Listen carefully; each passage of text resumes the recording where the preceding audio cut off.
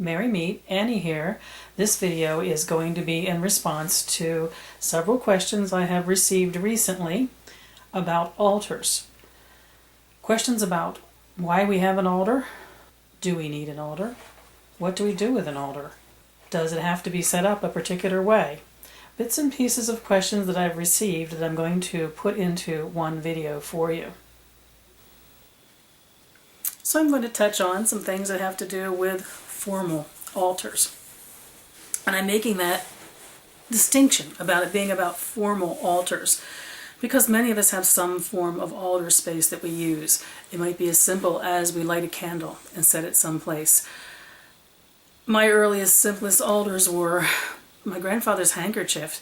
That handkerchief traveled, man. It was on tabletops and bureau tops.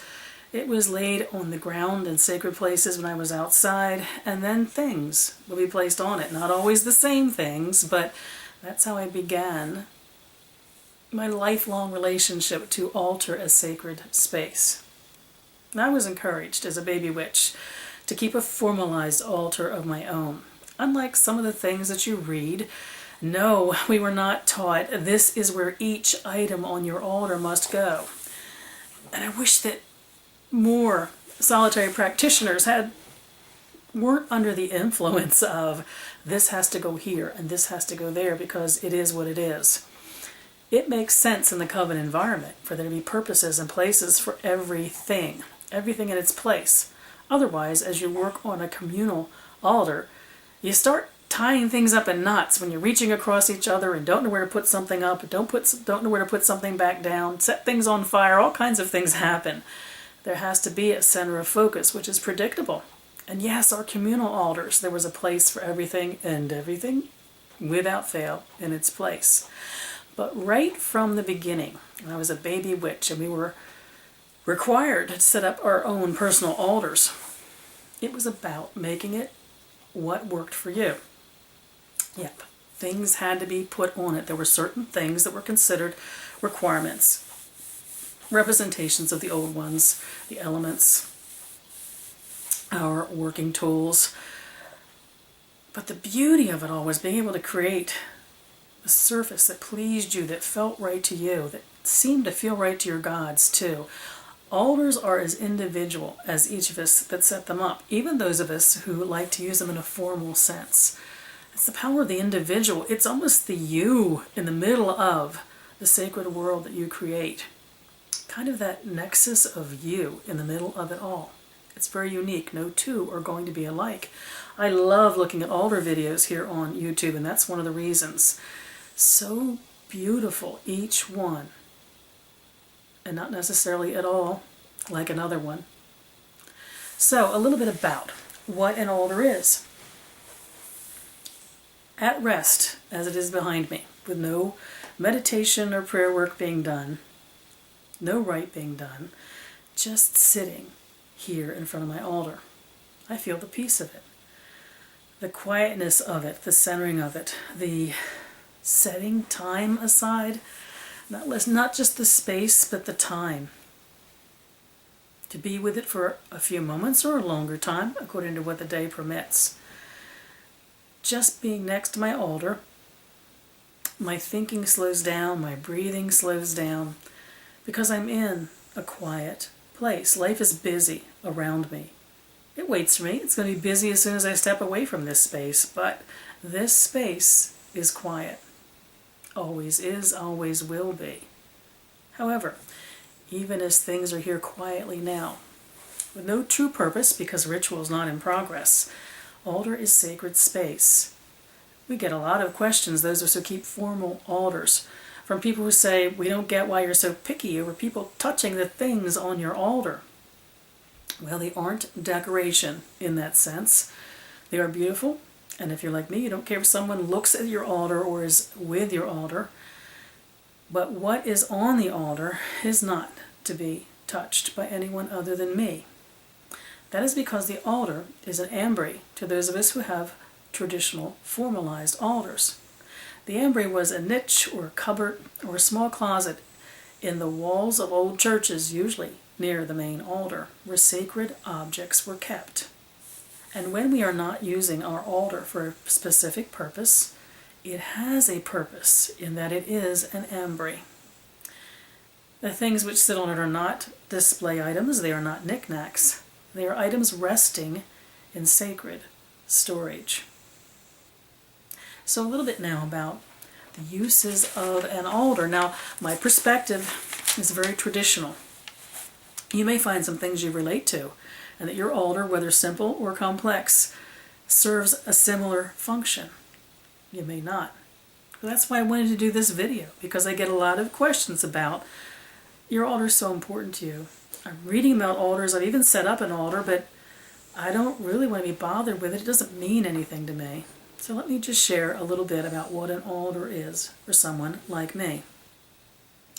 It's a gathering place, a gathering in place.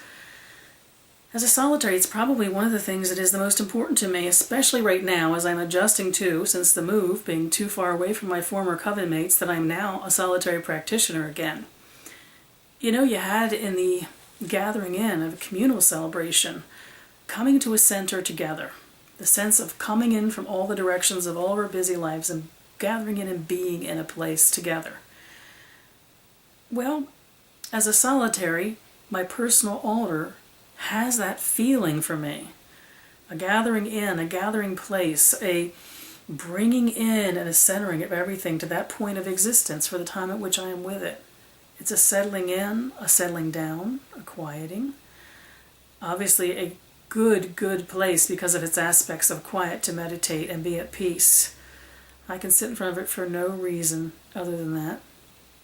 But when it comes to intentional, sacred study, reflection, prayer, rites, magical workings, it's a gathering in for me, a sense of almost feeling a vacuum go and bring it down to this moment, this place, this time, a center of focus, a vortex in a way.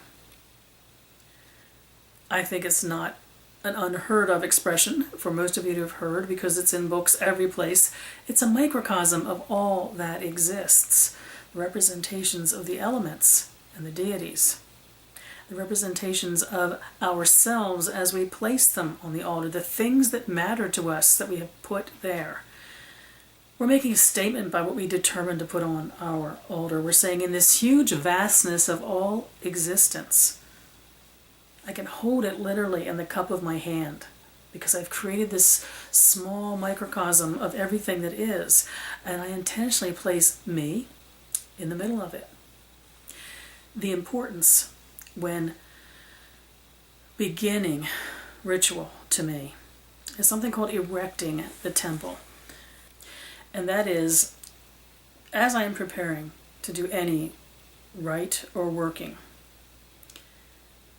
the intentional and careful placing of everything exactly where I want it to be on my altar. Okay, some of you are going, oh, that's so persnickety, Annie. You don't have to do that. No, you don't have to do that. You're absolutely correct. But for me, the power of setting space is the beginning of setting aside space and time. Be very careful setting and placing intentionally with focus, knowing why I am doing what I'm doing. The erecting of the temple is literally making a sacred architecture out of your altar. Now I do that and then step away. My practice is you set up your altar, get everything lined up, get everything in place, and then step away for some period of time to relax, perhaps to bathe, but to step away. Because the return then to your altar, as you've set it up, ready to go, is a very powerful, powerful spiritual experience. The settling in. I've created this. I've welcomed myself in. It now has intention and focus.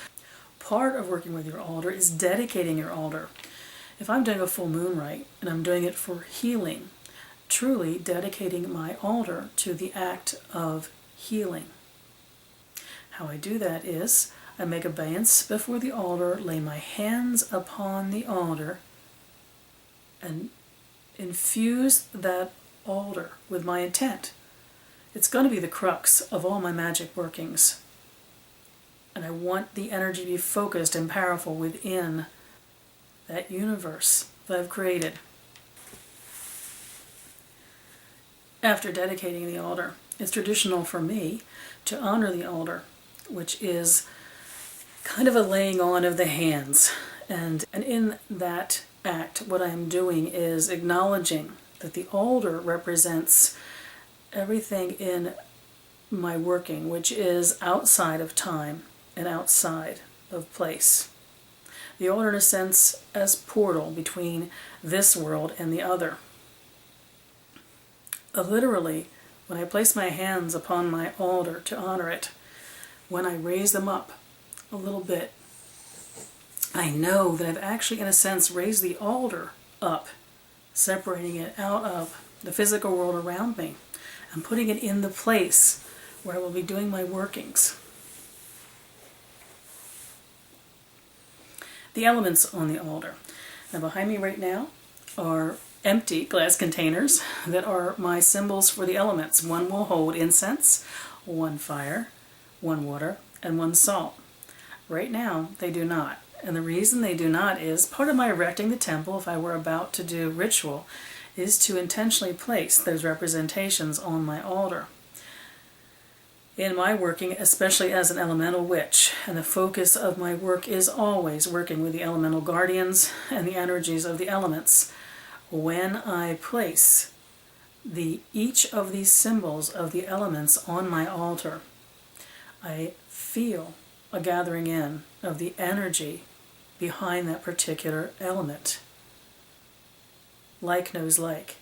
The energetic aspects of fire will know fire in whatever symbol we choose to put on the altar to represent it. Once again, it's that gathering in, the intentional placing of the elements onto the altar is a gathering in of all the elemental forces. A gathering around, a feeling of being circled by their wondrous energy. The altar is also a place of homage. Being able to light the candles to the old ones, to the gods, to maybe have a statue or a representation of them, something that allows us to focus on them. We might make an offering to them. We may have our own individualized form of worship and celebration around them, but it's a place of homage. I should probably correct that to say of intentional homage. That we have conversations with our gods all the time. They're present in everything that surrounds us at every moment of our life. The opportunity to be in front of and say, I respect you. I worship you.